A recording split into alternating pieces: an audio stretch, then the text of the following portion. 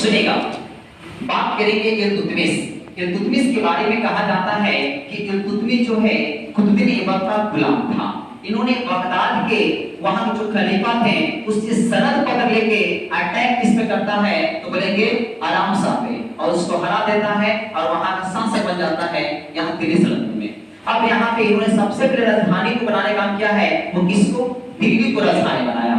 दिल्ली को राजधानी के बाद इन्होंने कहा कि सबसे पहले चालीसा दल गठन करेंगे। चालीसा दल का मतलब 40 गुलामों का हम एक दल बनाएंगे और उसी के माध्यम से साम्राज्य का क्या करेंगे? विस्तार करेंगे।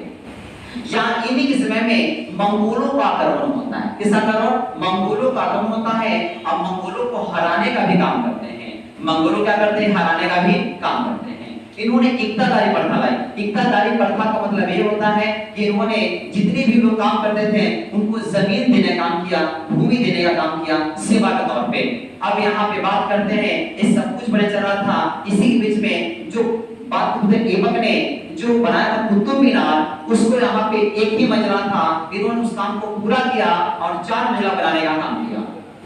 उस समय है 225 फीट, लेकिन यहाँ पे ठंडा गिरने के कारण, बिजली गिरने के कारण इसका चौथा मंजिला नष्ट हो जाता है। आता है फिरोजशाह तुगलक, उन्होंने 5 मंजिला बनाने का काम किया, इसी में जोड़ने का काम किया। अब 234 फीट हो गया, मात्र 9 फीट ये बनाने का काम। यहाँ पे चालीसा दल गठन हो चुका है। इन्होंने अरबी सिक्का लाया। कौन सिक्का?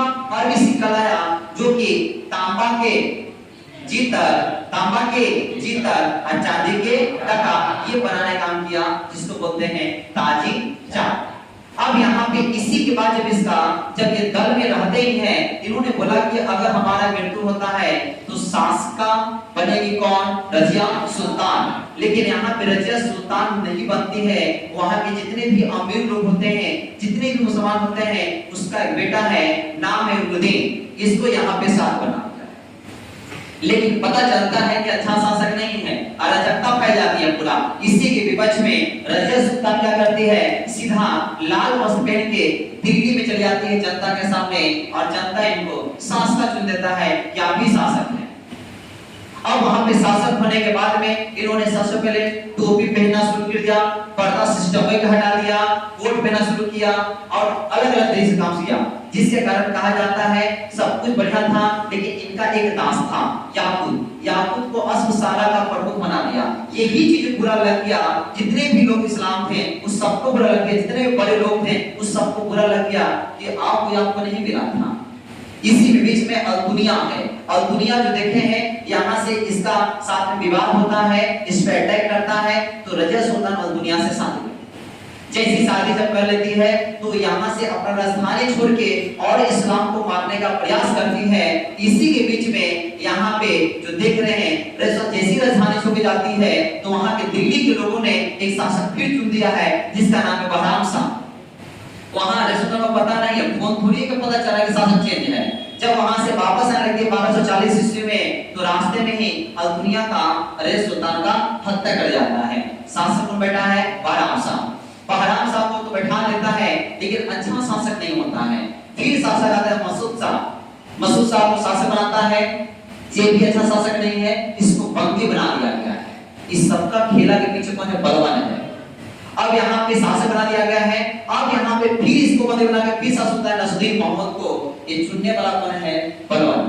नाम का ये नाम मात्र नसरुद्दीन मोहम्मद शासक बनता है, लेकिन कमान किसके हाथ में है? बलवान के हाथ में। इन्होंने सबसे पहले नसरुद्दीन मोहम्मद ने बलवान को उलूग खान को मार देने का काम किया, और इन्होंने बलवान क्या किया कि अपनी पुत्री का शादी किससे करा दिया? तो नसरुद्दीन मोहम्मद से।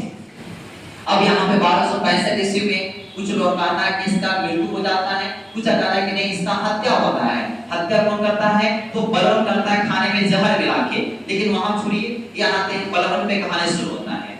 बलवान की बात करते हैं 1266 ईस्वी में गद्दी बैठता है। इन्होंने गद्दी पे बैठने के क्रम में सबसे पहले चालीसा दल को सौंप करता है कि 40 गुलाम नहीं रहेगा, वो दिक्कत कर दे रहा है, हम कुछ भी करना चाहते तो रुकावट बना है, चालीसा दल को यहाँ पे सौंप कर दिया गया। दूसरी बात है, जमीन जो दिया गया था जागीर के तौर पे, उस सारा जमीन को हम वापस लेंगे। कब तक छोड़ेंगे? जब तक आप लोग मर न जाए। तो उसमें शामिल कौन था? बूढ़ा, जो सैन बूढ़ा था, विधवा महिला थी, नाबालिग बच्चे थे। वो कब तक जमीन है? जब तक आपका मृत्यु नहीं आता, जब तक आपका रहेगा। सीखता और पहुंच टकराया कि अगर आप दरबार में जाते हैं तो सर आपको झुकाना है, पहुंच मतलब पैर छू के आपको प्रणाम करना है। इस तरह से बात कहा। इन्होंने कहा कि एक बात है नवरोज, नवरोज त्योहार लाए जो फारसी के मुताबिक जो प्रथम माह होगा वही नवरोज त्योहार होगा। इन्होंने एक बात कहा कि हम पता नहीं क्यों निम्न कुल के व्यक्ति को जैसे देखते हैं तो मेरा हाथ जो है वो तलवार पे चला जाता है। ये इन्हीं का कथन है। यहाँ पे एक कथन हमने रजत सुल्तान के बारे में भी कहा था।